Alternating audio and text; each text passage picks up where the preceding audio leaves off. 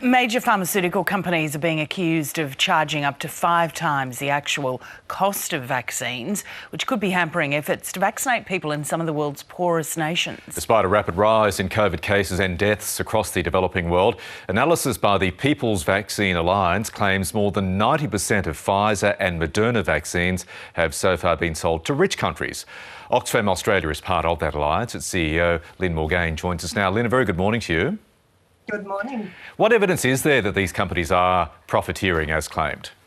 Well, the strongest evidence is in the price that's being offered to low-income countries, which in many cases far exceeds what those countries would spend on healthcare for their citizens for a year.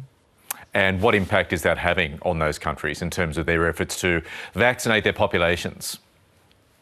Well, the People's Vaccine Alliance has argued for a long time that the only way we can get effective coverage is if we ensure that countries and regions themselves can produce and distribute low-cost vaccines, or alternatively, we waive the current arrangements to ensure that people are able to obtain and distribute. So the impact is that we will leave a great many people unvaccinated. And the consequence of that, of course, is we won't get control of the pandemic. OK, so you're calling on these companies to lower the prices they charge developing countries for their vaccines?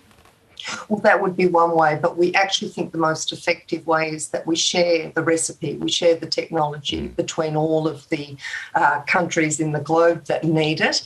Of course, the counter-argument is that we rely on the old arrangements that we let countries so-called negotiate with the pharmaceutical companies. But what we've seen is that the pharmaceutical companies can take as many as 7 years, we saw in the HIV situation, to actually facilitate access to that vaccine, and that's not ethically acceptable. OK, so in terms of sharing technology, of course, Australia could do that with its AstraZeneca vaccine. Is that something you're calling for, sharing that technology to our poorer neighbours in the region?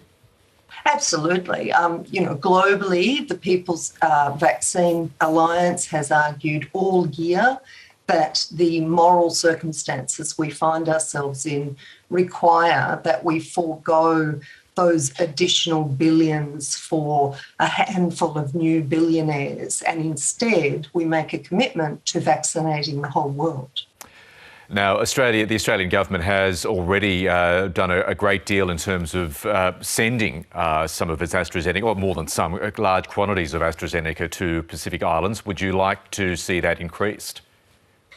Oh, absolutely. I mean, one of the things we're seeing about these gestures on the part of national governments, gestures on the part of some of the pharmaceutical companies, what we're seeing is that ultimately the amount involved is woefully inadequate. So whilst they are very welcome and the generosity and the care is very much appreciated, the problem seems to be that in implementation, oftentimes, not only does it fall well short of what's required, but we're seeing vaccines arrive in country with only days to go before they expire. So that charity system is demonstrably not working.